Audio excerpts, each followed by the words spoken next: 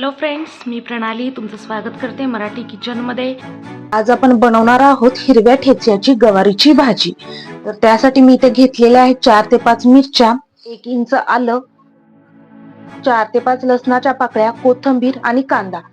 तर आपण आता मिरची, आलं आणि लसूण आणि थोडीशी कोथिंबीर मिक्सर मध्ये बारीक करून घेऊ.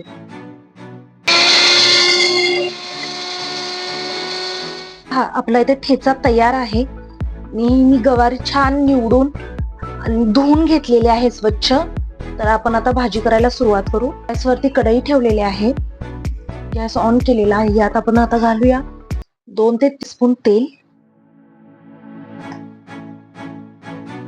त्यानंतर आपण यात घालणार आहोत कांदा. कांदा लालसर रंगावरती आपल्याला भाजून घ्यायचा आहे, फ्राय करून घ्यायचा आहे. हे पहा, आपला कांदा आता लालसर रंगावरती भाजला गेला आहे. त्यानंतर आपण यात घालणार आहोत जो हिरव्या मिरचीचा आपण ठेचा बनवलेला आहे तोही आपण आता छान फ्राय करून घेऊ, भाजून घेऊ. कमी गॅसवर भाजायचा आहे, नाहीतर ठसका लागू शकतो. आता इथे ठेचाही भाजून झालेला आहे, छान फ्राय झालेला आहे. यात थोडीशी आपण आता हळद घालणार आहोत.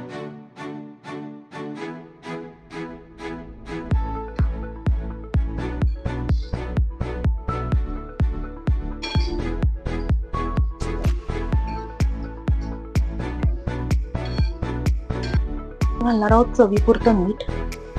तिखट तुम्ही तुमच्या आवडीनुसार करू शकता. जर तुम्हाला जास्त तिखट आवडत नसेल तर तुम्ही ठेच्याचं प्रमाण कमी घालू शकता.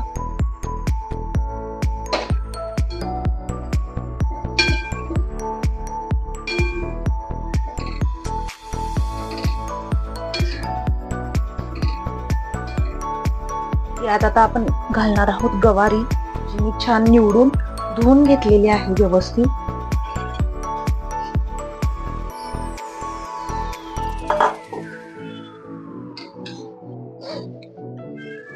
आता हे मिक्स करून घेऊ. थोडीशी गवारी भाजून द्यायची आहे.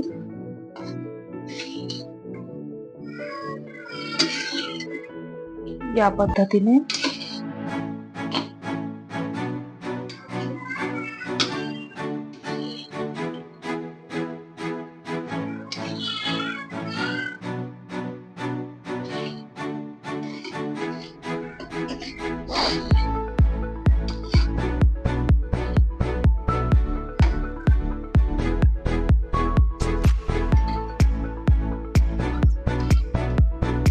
मी यात 1 वाटी पाणी घालणार आहे.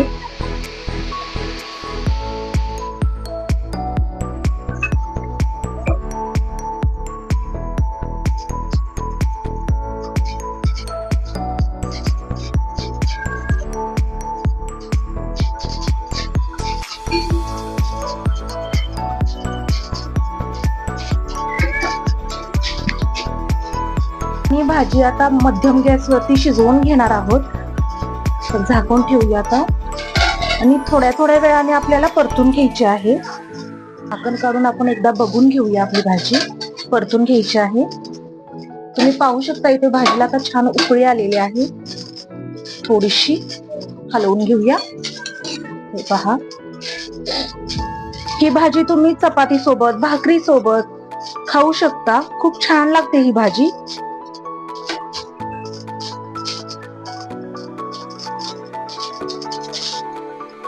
परत झाकून ठेवायची आहे. पाणी आटेपर्यंत आपल्याला ही भाजी शिजवून घ्यायची आहे. पाहूया आपण आपली भाजी.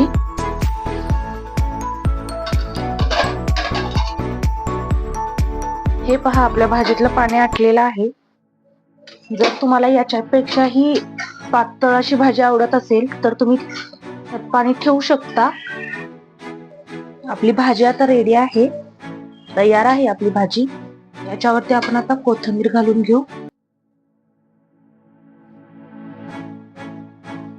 गॅस बंद करू.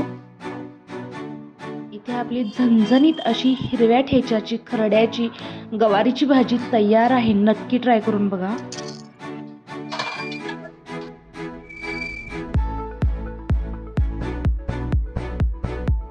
हे पहा, ती छान दिसते. खूप छान होते ही भाजी, खूप टेस्टी होते. नक्की करून बघा.